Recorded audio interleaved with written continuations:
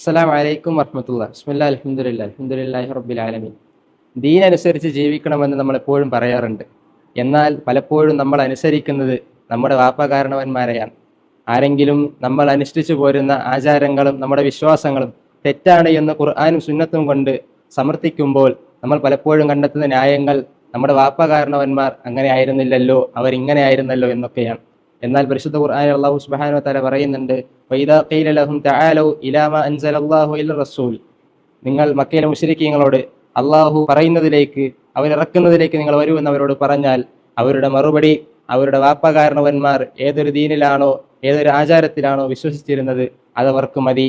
ഈ പറയുന്ന ന്യായങ്ങൾ അതിത്ര വലുതാണെങ്കിലും അതവർക്ക് കേൾക്കേണ്ട ആവശ്യമില്ല എന്നവർ മറുപടി പറയുമായിരുന്നു എന്നാണ്. അതുകൊണ്ട് അത്തരം ന്യായങ്ങൾ മക്കയിലെ മുശ്രിക്കീങ്ങളുടേതായിരുന്നുവെന്ന് നമ്മൾ ചിന്തിക്കുക, ഖുർആനിലേക്കും സുന്നത്തിലേക്കും മടങ്ങുക. റബ്ബ് അനുഗ്രഹിക്കുമാറാകട്ടെ. അസ്സലാമു അലൈക്കും വറഹ്മത്തുള്ളാഹി.